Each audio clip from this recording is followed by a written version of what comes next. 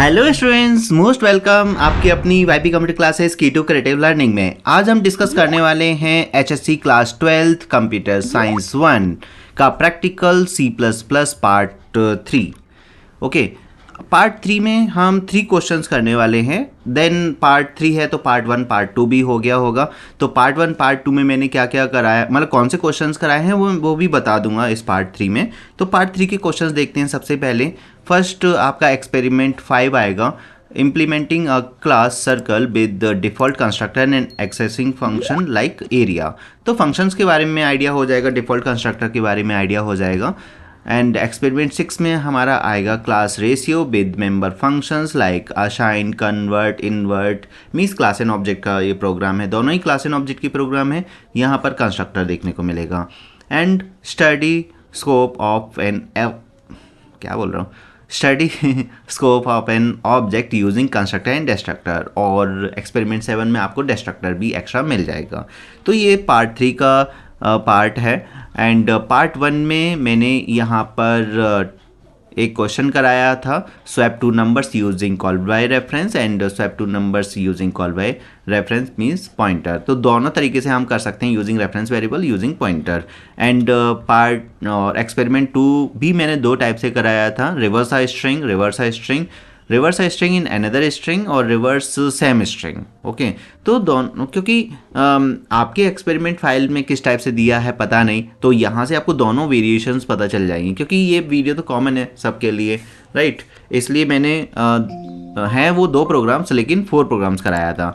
Part 2 में मैंने कराया यहाँ पर binary search and bubble sort. Okay, तो array using binary search and array using bubble sort. Okay, या फिर हम बोल सकते हैं bubble sort using array, means हमें एरे में डेटा एंटर करना है, उनको सॉर्टिंग करनी है यूजिंग बबल सॉर्ट, या फिर बाइनरी सर्च अप्लाई करना है।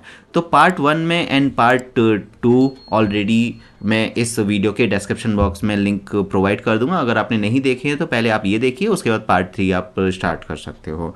ओके, तो यहाँ पर थोड़ा सा प्री नॉलेज किस चीज़ की होनी चाहिए, क्लास एंड ऑब्जेक्ट की होना चाहिए। तो C++ का आपको पहले थोड़ा सा फॉलोअप पता होना चाहिए। एक्चुअली ये केवल प्रैक्टिकल्स के लिए बीच बीच में से क्वेश्चंस मैं यहाँ पर दे रहा हूँ, है ना। ये एक सीरीज़ नहीं चल रहा है, मतलब सिक्वेंसली नहीं चल रहा है, कभी कोई लॉजिक आ गया, कभी कोई लॉजिक आ गया। जैसे एरेज करने के लिए हमें मतलब पार्ट 2 करने के लिए थोड़ा सा एरे आना चाहिए, तभी आपको पार्ट 2 समझ में आएगा। यहाँ पर स्ट्रिंग के प्रोग्राम्स आने चाहिए पार्ट 1 में, और रेफरेंस वेरिएबल क्या होता है, पॉइंटर क्या होता है, तो थोड़ा थोड़ा आइडिया होना चाहिए। तो ये जो C++ प्रैक्टिकल की सीरीज़ चल रहा है, ये प्रैक्टिकल्स के लिए, जो आपके बोर्ड प्रैक्टिकल्स आने वाले हैं उसके लिए हैं।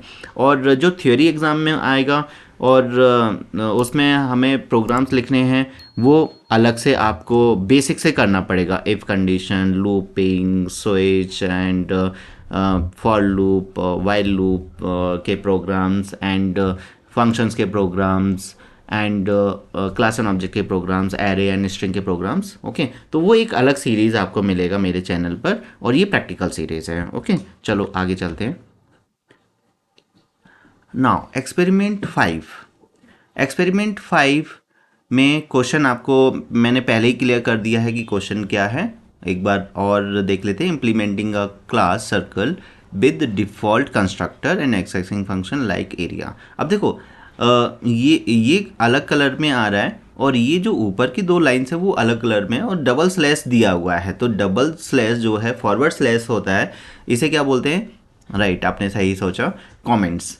तो कमेंटेड लाइन एग्जीक्यूट नहीं होती, इग्नोर हो जाती हैं कंपाइलर के थ्रू। तो ऐसे काफ़ी चीज़ें तो प्रैक्टिकल से ही याद हो जाती, जो थ्योरी की चीज़ें होती हैं। ओके, तो यहाँ पर हमने दोनों हेडर फाइल लगा दिया, उसके बाद एक क्लास बनाया। यहाँ पर क्लास कीवर्ड है, और सर्कल उन्होंने बोला ही था कि सर्कल नाम से क्लास बनाना है। और इसके अंदर हमने 2 डेटा टाइप वेरिएबल ले लिए। एक हमने R बनाया फॉर रेडियस, है ना। सपोज हमें रेडियस एंटर करना है तो उसके लिए, और AR for area, PI for pi का वैल्यू स्टोर करने के लिए। यहाँ पर ये जो हमने सर्कल बनाया है, यहाँ पर सर्कल राउंड ब्रैकेट लिया है, डेट इज़ कॉल्ड कंस्ट्रक्टर। क्या है ये, कंस्ट्रक्टर है। ओके, कंस्ट्रक्टर का स्पेशल रूल क्या होता है कि फंक्शन जो कंस्ट्रक्टर नेम है वो क्लास के नाम से सेम होना चाहिए। तो constructor name should be same as class name. एक रूल कंस्ट्रक्टर का अच्छे से याद कर लो प्रैक्टिकल के थ्रू, कि अगर आपको प्रैक्टिकल क्लियर है तो कंस्ट्रक्टर का एक रूल तो ऑटोमेटिकली क्लियर होगा। दूसरा, अगर आप कंपेयर करोगे वॉइड असाइन, ये जो वॉइड असाइन है this is a function. Okay, ये क्या है, ये फंक्शन है। तो फंक्शन एंड कंस्ट्रक्टर में डिफरेंस ये है कि यहाँ पर रिटर्न टाइप वॉइड दिया है। क्या यहाँ वॉइड है? तो कंस्ट्रक्टर में वॉइड नहीं आता, मीन्स उसका रिटर्न टाइप ही नहीं आता। तो constructor doesn't have any return type and functions must have a return type. अगर फंक्शन कोई भी वैल्यू रिटर्न नहीं कर रहा है तो हम वॉइड लगा देते हैं। कंस्ट्रक्टर जनरली हम वैल्यू फिलअप करने में हेल्प करता है, मतलब इनिशलाइज करने में हेल्प करता है। तो डायरेक्टली हमने रेडियस को 0 फिल कर दिया, यहाँ 0.0 एरिया को फिल कर दिया, पी आई मीन्स पाई के अंदर 3.14, क्योंकि पाई का कांस्टेंट वैल्यू 3.14 होता है, वो हमने असाइन कर दिया। तो नॉर्मली कंस्ट्रक्टर का काम असाइन करने के लिए होता है। एंड यहाँ पर असाइन एक फंक्शन हमने बनाया जो कि यूज़र से वैल्यू लिया जा रहा है रेडियस के अंदर। अब आप सोचोगे कि यहाँ पर 0 ले लिया है तो इसकी क्या ज़रूरत है? तो यहाँ तो डिफ़ॉल्ट वैल्यू हमने पास की है। कंस्ट्रक्टर में ज़्यादातर हमें क्या करना होता है, डिफ़ॉल्ट वैल्यू पास करना होता है, इसलिए पहले से ले लिया है। असाइन से उसकी वैल्यू चेंज हो जाएगी, मीन्स यहाँ पर आप रेडियस की कोई भी वैल्यू ले सकते हो। सपोज आपने 10 ले लिया, तो जो रेडियस का वैल्यू 10 लिया है उसके अकॉर्डिंग आपका आगे फॉलो होगा, राइट। एंड आगे यहाँ पर सेकंड फंक्शन बनाया हमने एरिया। तो area is equal to pi into r square होता है, तो 3.14। फिर अब देखो यहाँ पर 3.14 हमने अलग से डाल दिया, जबकि यहाँ पर हम ऐसा लिख सकते थे क्योंकि पी आई वेरिएबल बनाया है। तो यहाँ आप ऐसा भी कर सकते हो, p i into r. Okay, क्योंकि अगर वेरिएबल नहीं बनाया होता तो आप ऐसा लाइन लिख सकते थे। फिर आप सोचोगे कि यहाँ पर फिर ऐसे क्यों लिखा।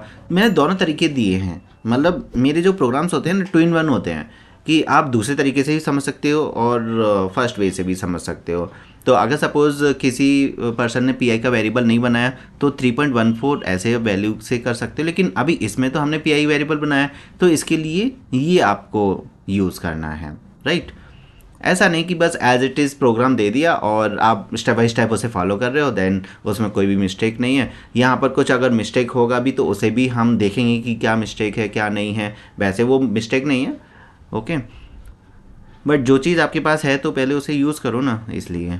फिर हमने एक प्रिंट फंक्शन बनाया, वॉइड प्रिंट, एंड यहाँ पर the circle is of radius, radius print किया है, देन यहाँ पर एरिया प्रिंट कर दिया। तो तीनों फंक्शंस यहाँ पर हमने बना लिए हैं, असाइन, एरिया एंड प्रिंट, और जो सर्कल है वो कंस्ट्रक्टर है। ओके, तो कंस्ट्रक्टर के 2 रूल्स तो आपको यहीं पर याद हो गए, constructor doesn't have any return type और constructor name should be same as class name. तीसरा रूल भी है, कंस्ट्रक्टर का टास्क क्या है? कंस्ट्रक्टर टास्क है इनिशलाइज करना। तो constructor is a special function that is used to initialise the object of the class या वेरिएबल ऑफ द क्लास। बस बस इतना 3 लाइन्स तो आपको ऐसे ही याद हो गए कंस्ट्रक्टर के। मैं एकदम से सारे रूल्स नहीं बता रहा हूँ कंस्ट्रक्टर, क्योंकि कंस्ट्रक्टर नहीं बता रहा हूँ मैं यहाँ पर, बस ये एक्सपेरिमेंट करना आना चाहिए।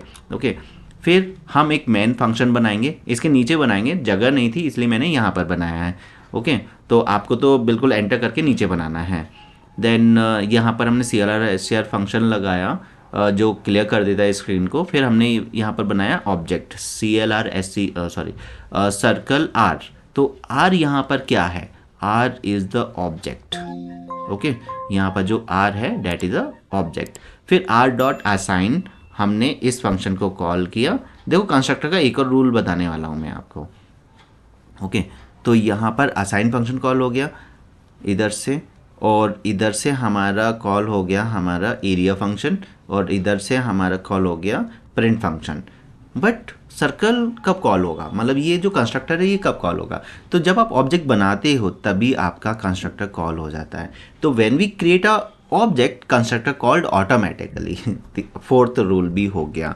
ओके, तो ऐसे आपको कंस्ट्रक्टर याद करना है तो बहुत इजी हो जाएगा कंस्ट्रक्टर। और कंस्ट्रक्टर थ्योरी एग्जाम्स के लिए याद करके जाना है। अभी तो ये प्रैक्टिकल एग्जाम्स की हम प्रैक्टिस कर रहे हैं, तो यहीं से आपका कंस्ट्रक्टर। तो ये भी 2 in 1 है। यहाँ पर ऐसा नहीं कि केवल हम प्रैक्टिकल के लिए प्रैक्टिस कर रहे हैं, ये थ्योरी एग्जाम्स के लिए भी ये समझो प्रैक्टिस हो रहा है।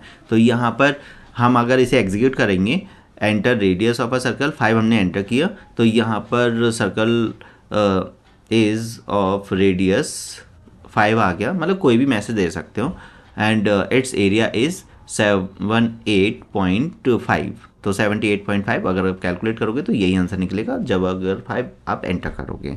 ओके एंड तो ये हमारा एक एक्सपेरिमेंट कंप्लीट हो गया, एक्सपेरिमेंट नंबर 5। एंड नेक्स्ट है हमारा एक्सपेरिमेंट 6, इम्प्लीमेंटिंग अ क्लास रेशियो। अब देखो ये बिल्कुल वैसा ही है, तो इसमें मुझे ज़्यादा टाइम नहीं लगेगा समझाने में, क्योंकि ज़्यादातर चीज़ें सेम रहेंगी। And with member function like assign, convert और इन्वर्ट।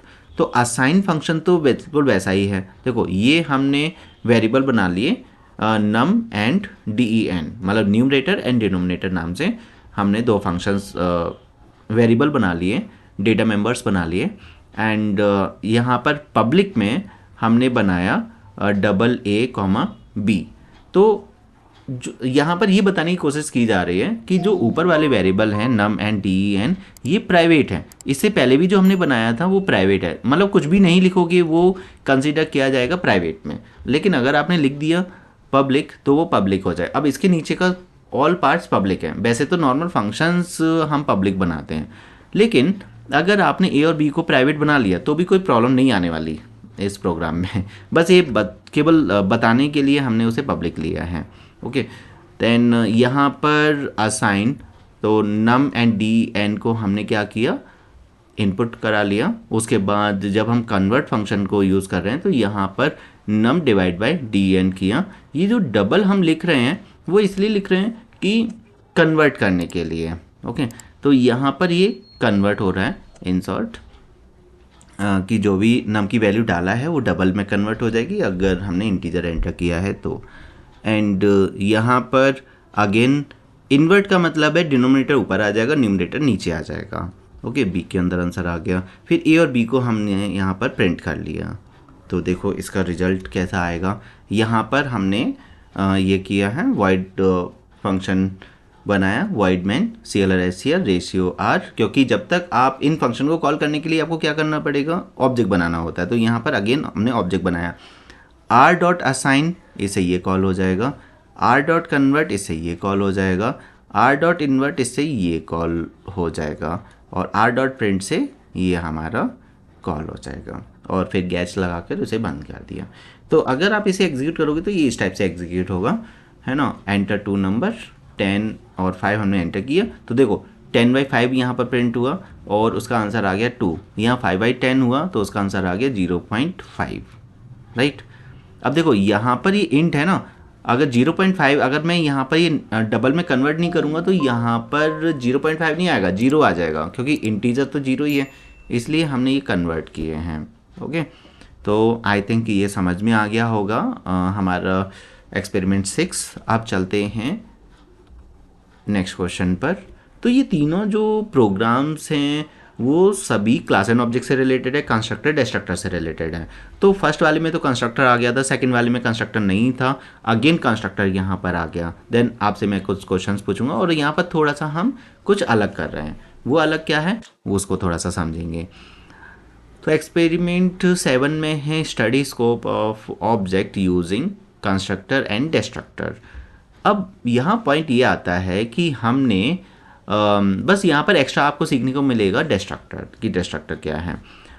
ABC नाम से हमने एक क्लास बनाया, उसके अंदर विड्थ एंड हाइट 2 वेरिएबल्स ले लिए जिनको हम डेटा मेंबर्स बोलते हैं। अब यहाँ एक चीज़ नई हो रही है कि यहाँ पर मैं थोड़ा सा पीछे जाकर थोड़ा सा आइडिया देता हूँ कि यहाँ आप क्लास के अंदर ही फंक्शन को डिफाइन कर रहे हो। जैसे असाइन है, कर्ली ब्रैकेट लगाया, बंद कर दिया, अंदर ही कर दिया, सारा काम अंदर हो रहा है। लेकिन यहाँ पर क्या हो रहा है, अंदर नहीं हो रहा है। यहाँ पर क्लास यहीं पर एंड हो गया, ये एंड ऑफ द क्लास हो गया, एंड ऑफ क्लास। बस क्लास के अंदर हमने क्या किया, जो कंस्ट्रक्टर है उसको केवल डिफाइन किया है। ओके डिक्लेयर किया है, हम डिक्लेयर बोल सकते हैं। जो डेफिनेशन है वो क्लास के बाहर लिखी गई है। तो यहाँ इस प्रोग्राम में आपको डेफिनेशन क्लास के बाहर कैसे लिखते हैं वो समझ में आ जाएगा। ओके, ज़्यादातर मैं भी रिकमेंड करूँगा कि आप जो फंक्शंस बना रहे हो, यहाँ जैसे मैं प्रैक्टिकल दे रहा हूँ वो तो वैसे ही एज इट इज़ करो। थ्योरी एग्जाम में अगर क्लास एंड ऑब्जेक्ट का आप प्रोग्राम अटेम्प्ट कर रहे हो, क्योंकि वो ये नहीं बताते कि हमें अंदर डिक्लेयर करना है बाहर करना है, तो ज़्यादातर फॉर्मेट यही होता है, आपको बाहर करना चाहिए, राइट। बाहर करने के अलग तरीके होते हैं, लेकिन पहले हमें डिक्लेयर करना होता है। तो यहाँ पर देखो ये जो ए बी सी है नाम सेम है तो ये कंस्ट्रक्टर है, बट दोबारा से हमने ए बी सी लिखा, उसका क्या मीनिंग है? उसका मीनिंग यही है कि जब आप बाहर डिक्लेयर करते हो, जैसे आप अगर घर में हो तो आपको पता है कि आप के मम्मी पापा का नाम क्या है या जो भी है, मतलब ये टैग लगा हुआ है कि हाँ, अगर आपके डोर पर कोई बंदा आता है तो आपसे ये नहीं पूछेगा कि आप कहाँ से बिलोंग करते हो, ओके। लेकिन अगर आप घर से बाहर चले गए तो आपको एक टैग लगाना पड़ेगा कि आप किसके बेटे हो या फिर आप किस स्कूल को बिलोंग करते हो। अगर सपोज आप किसी ABC नाम के स्कूल में पढ़ रहे हो, अगर आप स्कूल के अंदर हो तो कोई नहीं बोलेगा कि आप किस आपके स्कूल का नाम क्या है या आप किस स्कूल को बिलोंग करते हो। लेकिन स्कूल से बाहर निकले तो आपके पास क्वेश्चनिंग आ जाएगी कि आप मतलब आपके स्कूल का नाम क्या है, राइट। तो ऐसे ही अगर मैं क्लास से बाहर निकल आया तो मुझे बताना पड़ेगा कि मैं किस फंक्शन को बिलोंग करता हूँ, और साथ में स्कोप रिजोल्यूशन ऑपरेटर, ये जो डबल कॉलन है वो ऑपरेटर लगाना पड़ता है, राइट। और फिर यहाँ पर हमने डिफ़ॉल्ट वैल्यूज़ पास कर दी, ये डिफ़ॉल्ट कंस्ट्रक्टर था। ये पैरामीटराइज कंस्ट्रक्टर, यहाँ पर वेरिएबल्स में डेटा आएगा और उन हमेशा जो ये वाला पार्ट होता है उसे हम राइट हैंड साइड में रखते हैं RHS, और लेफ्ट हैंड साइड में हम रखते हैं ये वाले वेरिएबल्स। ये वाले वेरिएबल्स हमेशा लेफ्ट हैंड साइड में आते हैं, हमेशा याद रखो। कभी भी पैरामीटराइज आए ना टेंशन मत लो, क्योंकि आपको पैरामीटराइज में प्रॉब्लम होती है। पैरामीटराइज की टेंशन नहीं लेनी है, बस इस टाइप से बस असाइन कर दो, ओके। यहाँ पर अब देखो एरिया फंक्शन को मैं बाहर, अभी तो यहाँ कन्फ्यूजन था कि ABC तो कन्फ्यूज हो रहे हैं कि कौन कंस्ट्रक्टर कौन सा क्लास का नाम है। वैसे यहाँ पर मैं लिख देता हूँ, ये तो है कंस्ट्रक्टर का नाम, कंस्ट्रक्टर, और यहाँ ये जो ABC है ये है हमारा क्लास का नाम। अगर मैं इस ABC की बात करूँ तो ये क्लास नेम है, क्लास नेम, ओके। तो फर्स्ट ABC क्लास का नाम है। जैसे यहाँ पर भी हमने ये जो ABC लगाई क्लास के नाम से हमने लिंक कर दिया, और एरिया तो फंक्शन है ये हमारा। तो अभी ओनली इंट एरिया लिखेंगे तो पता नहीं चलेगा कि वो किस क्लास को बिलोंग कर रहा है, क्योंकि एक प्रोग्राम में केवल एक क्लास नहीं होती। अभी तो आप बिल्कुल बेसिक लेवल का कर रहे हो, एक प्रोग्राम में मल्टीपल क्लासेस होती हैं। तो अगर आप किसी फंक्शन को बाहर डिक्लेयर कर रहे हो तो हमें कैसे पता चलेगा कि वो किस क्लास का मेंबर है, ओके। तो यहाँ पर हमने इंट AR वेरिएबल लिया, AR के अंदर वेड्थ इंटू हाइट फॉर्मूला लगाकर एरिया निकाला और एरिया को रिटर्न कर दिया, क्योंकि यहाँ पर रिटर्न टाइप है, ओके। तो इसका कॉलिंग कैसे होगा? और हाँ, मोस्ट इम्पोर्टेंट पार्ट डिस्ट्रक्टर, ये है डिस्ट्रक्टर, राइट। यहाँ पर बस डिस्ट्रक्टर में कुछ नहीं है, कंस्ट्रक्टर जैसा ही होता है। कंस्ट्रक्टर इनिशियलाइज करता है, एलोकेट करता है, ओके, और डिस्ट्रक्टर डिस्ट्रॉय करता है ऑब्जेक्ट की मेमोरी को। बस यहाँ पर टिल्ड साइन होता है एक, अगर आप टिल्ड ये वाला जो साइन है ये वाला साइन लगाते हो और ABC लिखते हो, नाम यहाँ पर भी सेम ही रहेगा कि जो क्लास का नाम है वही डिस्ट्रक्टर का नाम होता है, बस प्रेसिडेड बाय टिल्ड साइन। बस ये टिल्ड साइन लगा देते, तो कहीं पर भी टिल्ड साइन है तो समझ जाओ क्या है, डिस्ट्रक्टर है, ओके। और ऑब्जेक्ट इज डिस्ट्रॉय मैसेज हमने दे दिया। एक्चुअल में मेमोरी कैसे फ्री हो रही डजेंट मैटर, ये एग्जीक्यूट हो रहा है या नहीं वो मैटर करता है। तो यहाँ पर हमने एक ऑब्जेक्ट बनाया, उसके अंदर पैरामीटर्स पास किए, फिर दूसरा ऑब्जेक्ट बनाया जिसके अंदर कोई पैरामीटर नहीं है। तो जिसके अंदर पैरामीटर है वो कॉल करेगा अपने इस पैरामीटर को, मतलब ये वाले को कॉल करेगा। तो यहाँ पर 3 आएगा और यहाँ पर 5 आएगा। तो देखो बहुत कंजस्टेड हो गया, मैं इसे पहले तो इरेज करता हूँ सभी चीज़ें, और यहाँ पर ये जो ऑब्जेक्ट 1 है वो कॉल कर रहा है इसे, मीन्स यहाँ पर 3 आ जाएगा, यहाँ 5 आ जाएगा एट द एंड, फिर यहाँ पर 3 और यहाँ पर 5, उसकी बेसिस पर काम चलेगा। और ये जो कॉल कर रहा है इसमें मैंने कुछ भी पास नहीं किया है, वो ये कॉल करेगा। तो यहाँ पर ये OB2 को बिलोंग करेगा, OBJ2, और ये है OBJ1, ओके। और उसके बाद OBJ1 डॉट एरिया, यहाँ फंक्शन को कॉल कर दिया, मतलब प्रिंटिंग में भी आप कॉल कर सकते हो, okay. Then obj2 dot area, तो ये यहाँ से इसे कॉल करेगा और यहाँ से वैल्यू आएगी और उसे यहाँ प्रिंट कर देगा। बस इस टाइप से काम चल रहा है। तो देखो इसका रिजल्ट कैसे आएगा। Object one's area is 15, object two's area is 40। 15 क्यों आया? क्योंकि ऑब्जेक्ट वन को अगर हम करेंगे, ऑब्जेक्ट वन में क्या था, 3 एंड 5 था, तो 3 इंटू 5 15 हो गया। एंड यहाँ पर 5 और 8 था तो 40 हो जाएगा। यस, तो परफेक्टली आई थिंक आपको समझ में आ गया होगा यहाँ पर। ओके, तो पॉइंट ये है कि ये पार्ट 3 हमारा कंप्लीट हुआ और 7 प्रैक्टिकल्स हमारे कंप्लीट हो गए हैं। आप मुझे कमेंट करके बता सकते हो कि आपको समझ में आ रहा है या नहीं। तो इसमें ऐसा भी हो सकता है कि मैं थोड़ा जल्दी जल्दी समझा रहा हूँ, और बस इसमें एक ही पॉइंट है कि बेसिक्स पता होना चाहिए सी प्लस प्लस का, तभी आपको ये समझ में आएगा। तो मैं ये प्रैक्टिकल सीरीज़ कंप्लीट कर रहा हूँ और सी प्लस प्लस के एक सीरीज़ वाला प्लेलिस्ट है ऑलरेडी, वहाँ से आप देखिए, आपका सी प्लस प्लस कवर हो जाएगा। ओके, तो अभी 7 है, अभी और भी प्रोग्राम्स बचे हुए हैं। पार्ट 4 का इंतज़ार कीजिए, पार्ट 4 में हम आगे के प्रोग्राम्स डिस्कस करेंगे। Okay, thank you so much.